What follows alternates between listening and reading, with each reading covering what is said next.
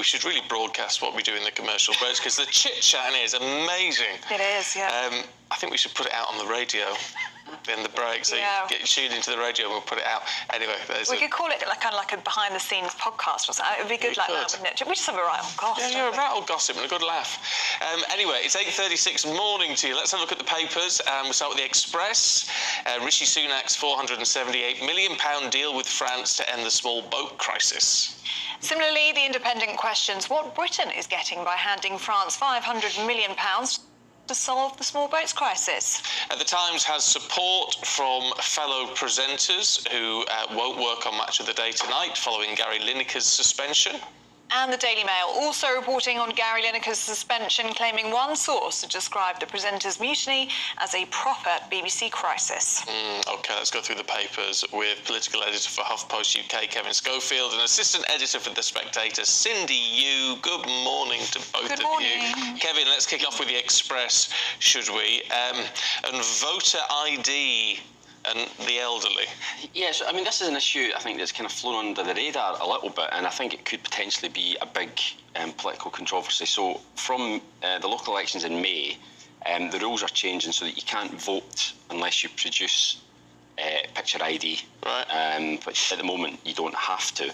Now, the Express are making the point here that around about 1 million, so 2 million voters, they reckon, in total don't have the required photo ID right now, of which about half of them are elderly voters and who could effectively be disenfranchised if you turn up and don't have... But you can get free appropriate ID from the government. You can, I think you have to, the take-up has been really poor. I think it's just 50,000 maybe from memory. It's a tiny percentage of the total who actually need it.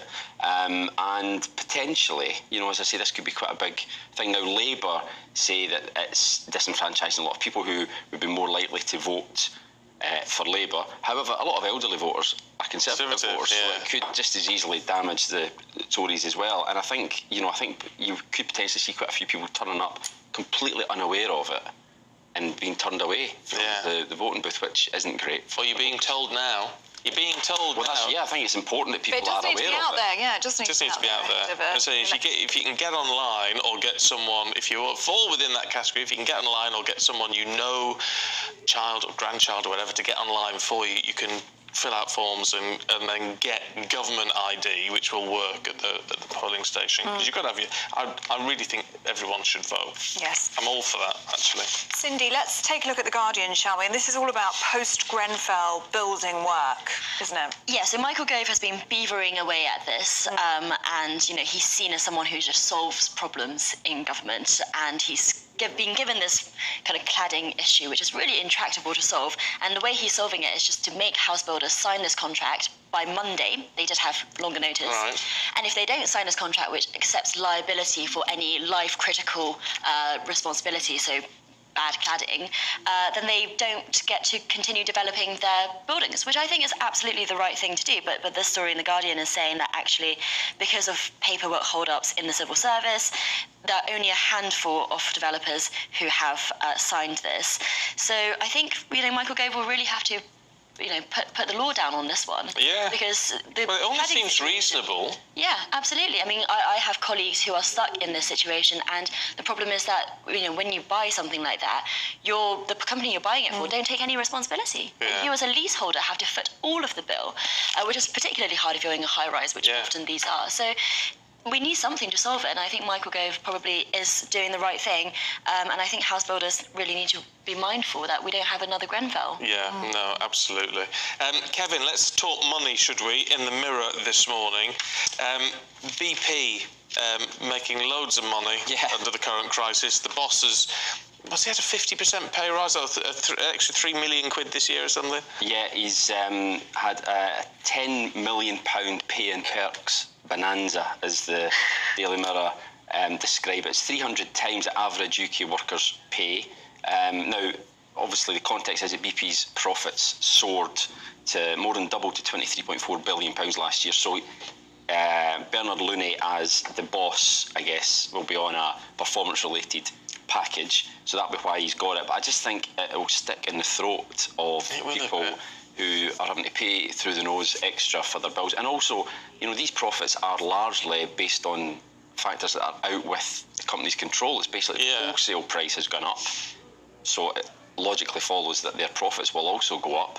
And he's raking it in. And I just think it will the argument is, and it's a bit difficult to argue against it in a way, but the argument is that there has been not that long ago, actually, these companies were making very little money, or indeed losses, actually.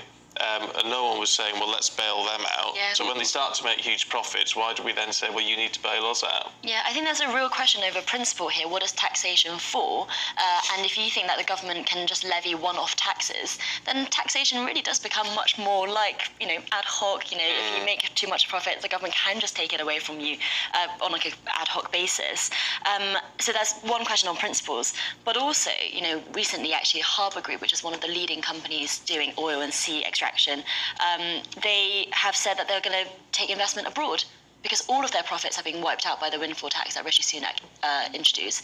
So it's difficult balance to get right, I think, because you don't want to discourage that kind of investment in the UK. Yeah, it's a tough one. Cindy, let's stay with you, shall we? This is a story in the Times about low traffic zones. We're talking about these a lot at the moment, but this is about inaccurate data.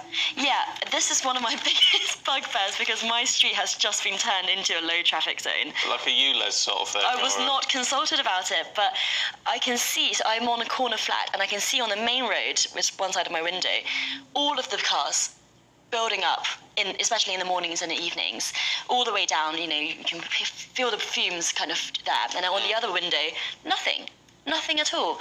And so all of these zones have been introduced, and this article is saying that possibly based on flawed data, these trackers are automatically meant to be tracking how what the impact on traffic is, have actually said that actually any vehicles going stop-start or under 6 miles an hour might not be recorded at all. Right. They'd be underestimating the impact on traffic on the main roads, leading to people saying that this LTNs are a success, which I think anyone who lives near any of these LTNs can see that they're not. Yeah. We had them in our area a couple of years ago. They were brought in, no consultation as far as we could tell anyway, and our street basically at either end was pretty much blocked off. Yeah.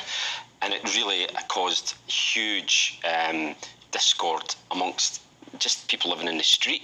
People were in favour of it, people were against it. It was really quite nasty, and eventually the council decided to rip it all out, but it obviously cost a lot of money to install, and it obviously cost more money to take it out as well. So Is it just a London thing, this LTN? As far as I know, I think so, yeah. I don't think, but it's one of those things. It's like you could see it maybe starting in London, and other councils then following on. You know, so it's something that could happen elsewhere. Yeah, as well. but like you say, they haven't been popular. I think it's fair to say. I mean, there's a lot of stories out there at the moment about the death of the high street. I mean, if it isn't struggling enough, you introduce an LTN, and you know, the shops that find themselves in that zone, there's quite simply no traffic going past. Yeah, absolutely right. People aren't stopping. There was one little kind of a corner shop, a convenience store near us, and absolutely overnight, basically the footfall, the passing traffic just stopped past their shops. Obviously, they were unhappy about it, and what it did as well was it diverted a lot of the traffic onto main roads, which, you know, with flats and what have you, and it just basically choked up those roads. One of them went past a school, not great for all the fumes outside the school and what have you. I'm saying if they're going less than 6 miles an hour, they won't be, the sensors say, it's an empty road. There's London traffic. Yeah, well, it is, yeah. Let's have a look. I love this one in the Express. Yours, Cindy. Somebody, I don't know who, wants to pay us to go and live in the Alps for 10 years. Yes, unfortunately not us, because you have to be a Swiss citizen. Oh dear. Yeah, sorry about that, Stephen. But yes, pay £50,000, and it depends on a family of 4. So if you're adult, you get 22k. For every child, you get 10k. But the problem with this, and this Swiss village has had like depopulation. Basically, people have left the village, gone to cities, all that sort of stuff. So you've only got hundreds of people living there, and I can see why they want to boost that with young families. But you get that £50,000. But if you move away within 10 years, you have to pay that money back. Right. So it's a bit of a 10-year contract there, or, you know, or a sentence to take the money. You go live there, you can't leave within 10 years. It can't be a sentence. It must be a lovely thing. I mean, it must be beautiful. It looks if you can get a job, that's the thing. You'd have to work remotely, wouldn't you, unless you wanted to? Yeah. I mean, the question is, why do people move away? Clearly, there were reasons for that. So, yeah. I still think it sounds idyllic. Yeah. Sounds great. It'd be nice if you Do could. it, Kevin? You'd retire there. You need to see suss the place out, but it sounds nice. But they're only looking for under 45s. Oh, are they? So they want a young family. Oh, sorry, right. Stephen, that's me. We're out. That's me and you done. Yeah, we're ageism. finished. It is ageism. Can I just say, I feel offended. I'm offended, and I may sue them in the European Court of Human Rights. Oh, mind you, they're not in Europe, are they? Yeah, they're not in the EU. They're in the EU. No. Oh, let's blow that one out of the water then. I am offended. Looks beautiful. Everybody else gets offended over things, so it's my turn. It's your turn now. Yeah, Cindy, Kevin, it's been really good to see you very both much. this morning. Thank you very much indeed.